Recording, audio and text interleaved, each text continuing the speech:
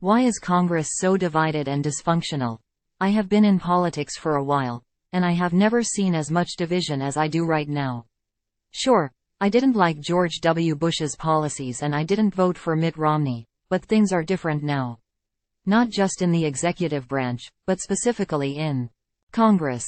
Back during Obama's first run, I remember some politicians by name, but not too many Congresspeople, to be honest. But now, people are making names for themselves by acting truly unhinged. These extremists get plenty of attention from the media that breathlessly covers their antics. Consider how much press coverage Donald Trump got in the 2016 election and continues to get to this day. Republicans are mimicking Trump's playbook by being louder and more outlandish than ever. This brings us to the current chaos in the House of Representatives, where fame-hungry Trump zealot Representative Matt Gaetz unseated House Speaker Kevin McCarthy.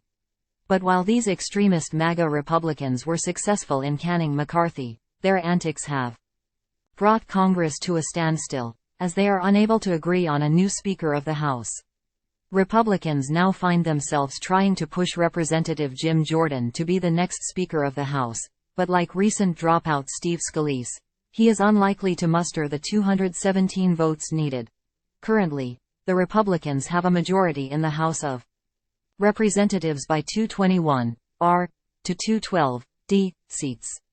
This means that any Republican running for the speakership can only afford to lose 4 votes in their own party, a minuscule amount. They can't govern effectively, but can anyone? If we chart what has been going on, we start to see that the majority party has rarely held a margin of 50 or more seats. CNN found that since 1994, when Republicans had a good congressional victory during the middle of President Clinton's first term, only 250 or more majorities have existed. The 111th Congress, from 2009 to 2011, saw a 79-seat majority by the Democrats. The 114th Congress, from 2015 to 2017, saw a 59-seat majority by the Republicans. That's it. Looking at data from the 93rd Congress to the 103rd Congress, we see that most of them had a larger margin by the majority party. The 2 smallest margins held by a majority party from that time period, which total the years 1973 to 1995, were 51 seats. This occurred in the 93rd Congress, which was from 1973 to 1975, and the 97th Congress, which was from 1981 to 1983. On the other hand, there were some very large majorities that seem totally unthinkable now. The 94th Congress, 1975 to 1977, saw a 147-seat majority held by the Democrats. The following term saw an even bigger margin of a 149-seat majority, also held by the Democrats. The 96th and the 98th Congress also saw 100-plus margins enjoyed by the Democrats. Did this change during the Reagan years?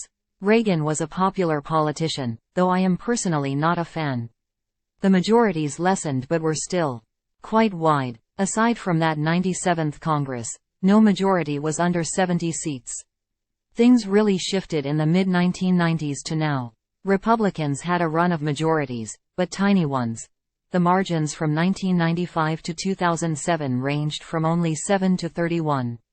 Democrats took over the next 2 terms, with a margin of 31 and 79. And we have kind of been seesawing back and forth ever since. Time equals 400 ms, greater than the era of small majorities, as CNN described, is happening for a few different reasons. Congress is divided in many ways because America is divided. We see this all of the time, as the parties drift further apart and extremism and tribalism are on the rise. Of course, social media isn't always real life, but it kind of is.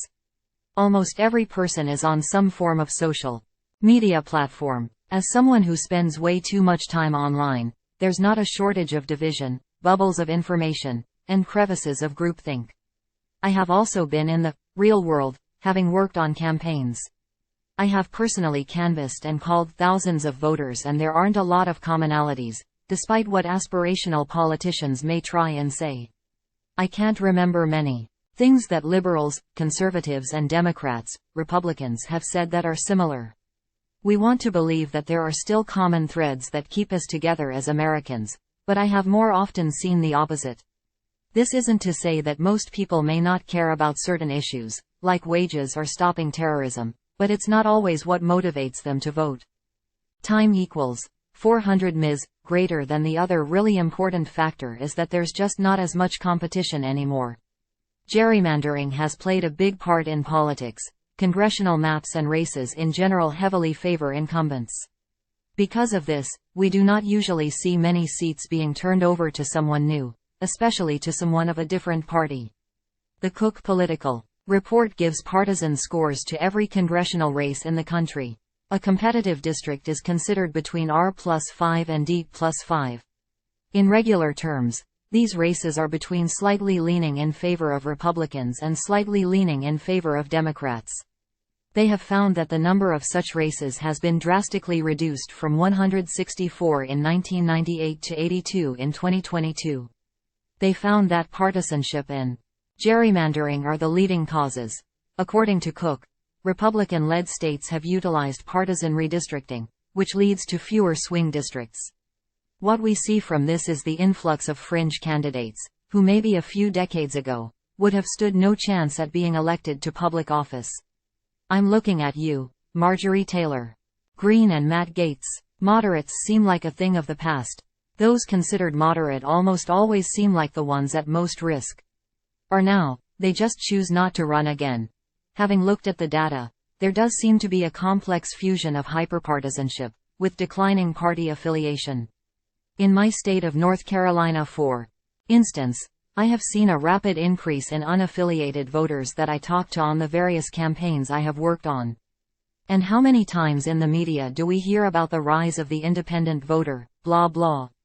But we are electing people who aren't necessarily moderate or independent, at least in the ways we categorize them politically.